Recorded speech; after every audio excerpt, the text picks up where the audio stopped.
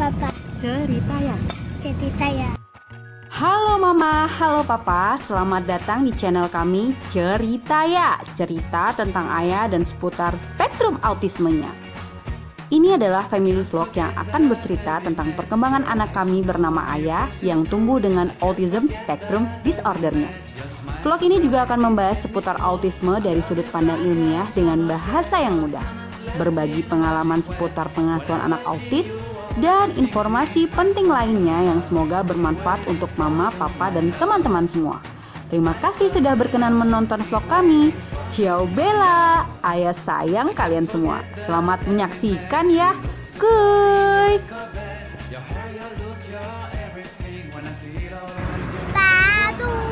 selalu ketika dikelilingi kekepan.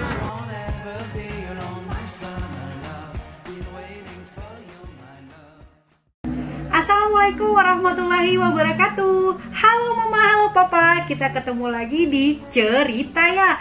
Cerita ayah dan seputar spektrum autismenya. Nah, kali ini ketemu lagi sama saya secara langsung di vlog ke-48 ini.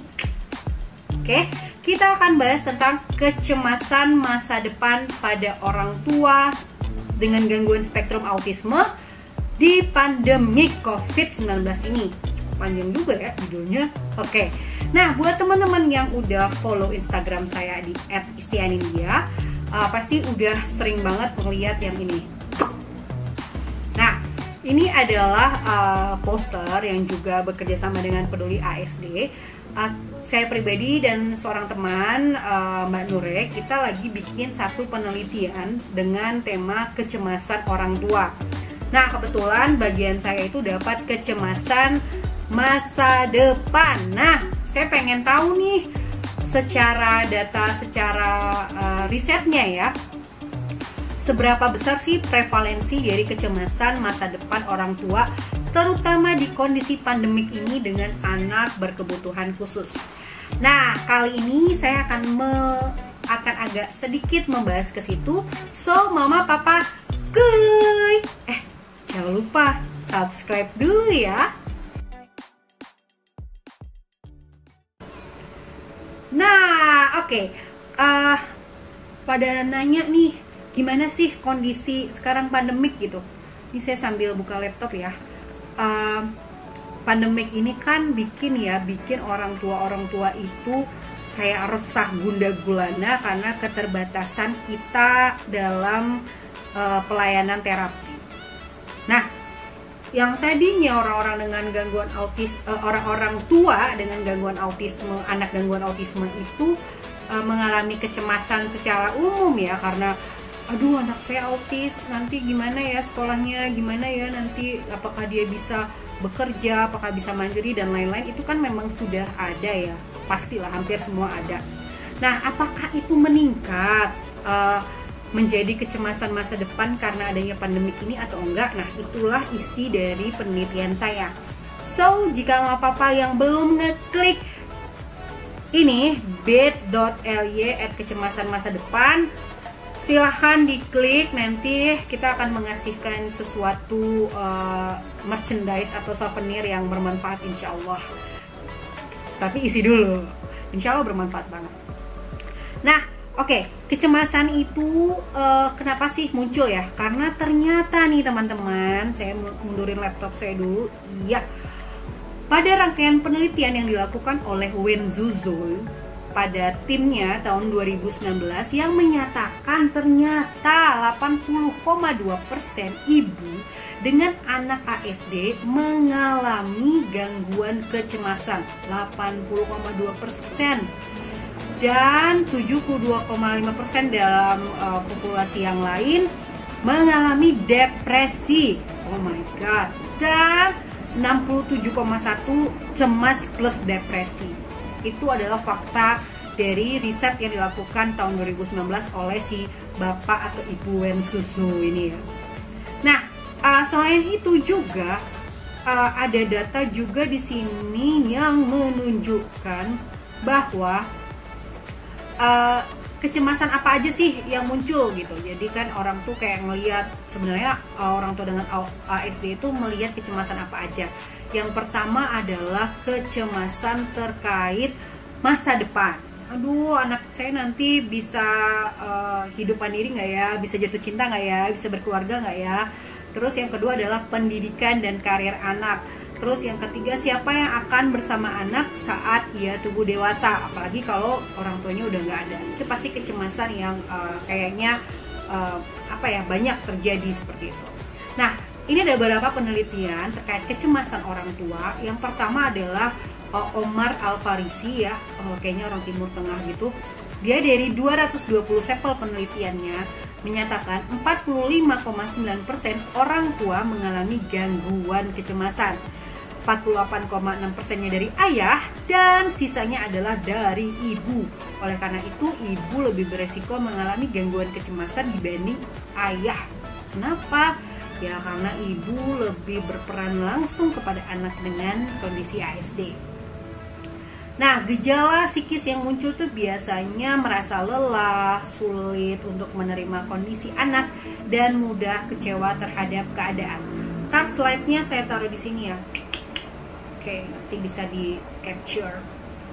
Oke, terus ada penelitian kedua adalah ini prevalensi orang tua dengan anak ASD yang mengalami gangguan stres, kecemasan, dan depresi ternyata cukup tinggi dibandingkan disabilitas yang lain.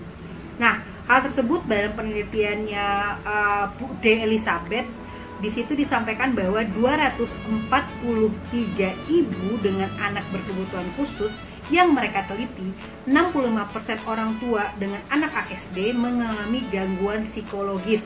Itu terdiri dari 48%-nya gangguan depresi, 41%-nya gangguan kecemasan, dan gangguan stres lainnya. Nah, sedangkan orang tua dengan jenis disabilitas lain itu cuma 35%. Wow, luar biasa ya ternyata.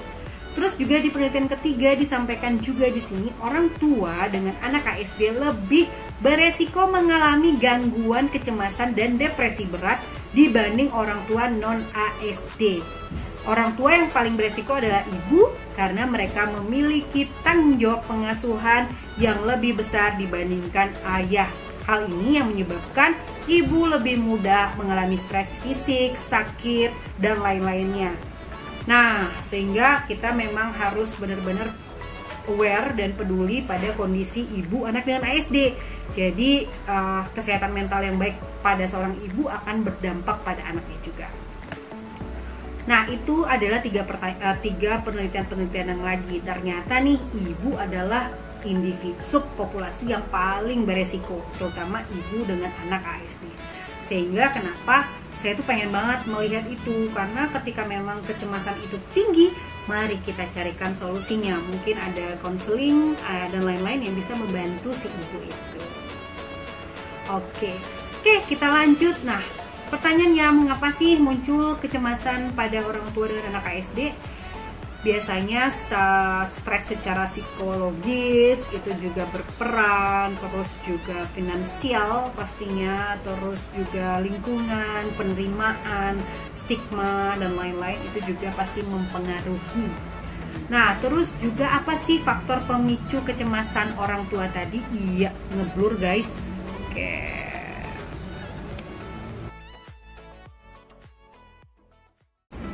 Oke, yang tadi agak ngeblur. Kita lanjut ya. Faktor pemicu kecemasan orang tua itu apa sih selain tadi lingkungan, finansial, dan lain-lain?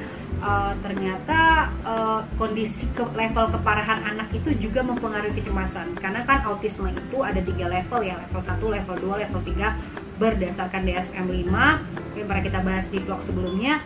Dan itu juga sangat mempengaruhi, karena dengan kondisi anak level yang lebih berat, kecemasannya tentu lebih tinggi dibanding dengan anak-anak ASD yang levelnya lebih rendah. Terus pemicu munculnya stres pada orang tua juga tentunya adalah perilaku anak. Nah, ini paling penting nih, kita bahas di segmen selanjutnya. Kuy, ada yang nangis. Ini nih yang nangis tadi nih, ya Allah, lagi ambil konten ya nak ya. Kenapa adek? Ini ada di vlog sebelumnya, adiknya kakak ayah. Aduh, mau kemana? Oke. Tadi itu intermezzo agak kepotong karena memang ya dia nangis lagi. Aduh, dadah. Oke, kita lanjut ya. Oke, ya harap maklum, itulah kenapa kami itu agak susah bikin vlog-vlog seperti ini karena ya itulah, harap maklum. Nah, tadi ya pemicu munculnya stres pada orang tua itu tadi selain juga sudah ada yang mendasarinya adalah juga perilaku anak gitu, yaitu emosi anak seperti tantrum, melting down, yang tiba-tiba sedih dan menangis, terus juga perilaku mereka yang kurang fleksibel. Contohnya adalah kekakuan yang berulang-ulang, itu kan ciri khas ASD ya, sama seperti ayah gitu ya. Misalnya kayak pengen itu ya itu lagi. Nah, itu kadang juga bisa memicu stres pada orang tua. Saya sih seringnya gitu. Jadi kayak benda ini harus di sini, makan ini lagi, kan kadang kita kayak yang aduh kok nggak ganti-ganti ya. Padahal itu adalah salah satu perilaku mereka yang memang sebenarnya harus kita atasi, tapi juga nggak apa-apa loh kalau kita maklumi sometimes kalau merasa itu tidak membayangkan untuk anaknya. Oke, terus pada penelitian kecemasan masa depan ini sebenarnya mau ngecek apa sih moms gitu. Oke, mama papa yang belum ngeklik, belum mengikuti penelitian kami ini, sebenarnya kita cuma mau ngecek kok kecemasan masa depan menggunakan instrumen namanya Future Anxiety Scale. Ada 38 pertanyaan yang berskala kalau nggak salah 1 sampai 6. Nanti mama akan ditanya pertanyaan-pertanyaannya dan nanti akan silakan dijawab sesuai dengan apa yang dirasain. Terus juga kita akan pakai instrumen namanya CAS, Coronavirus Anxiety Scale. Cuma ada 5 pertanyaan, mama papa silakan menjawab. Nanti kita akan tahu nih apakah kecemasan mama papa terhadap pandemik ini mempengaruhi kecemasan masa depan. Karena kan kita mau nggak mau harus beradaptasi ya mama papa. Oke deh, mungkin itu aja yang bisa saya jelaskan di vlog kali ini. Semoga informasi sedikit terkait kecemasan ini bermanfaat, dan tujuan vlog ini adalah sebenarnya mengajak mama papa dengan anak ASD terutama di atas usia 18 bulan untuk bisa mengikuti penelitian kami sekali lagi di sini untuk mengukur kecemasan masa depan. Harapannya ketika ada hasil penelitiannya kita bisa mengimplementasikan ini dan menjadikan ini sebagai studi pendahuluan untuk membantu mencarikan solusi kepada mama papa meringankan kecemasan itu.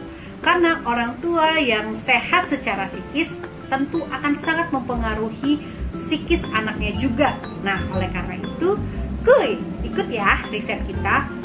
Nanti aku akan taruh juga linknya di caption vlog kali ini. Dan semoga informasi yang tadi disampaikan bermanfaat. Yang paling penting, kondisi pandemik memang membuat semua orang cemas, tapi tinggal bagaimana kita meregulasi kecemasan itu. Jika mama papa membutuhkan profesional, cus langsung datang aja. Oke, mungkin itu yang bisa saya sampaikan.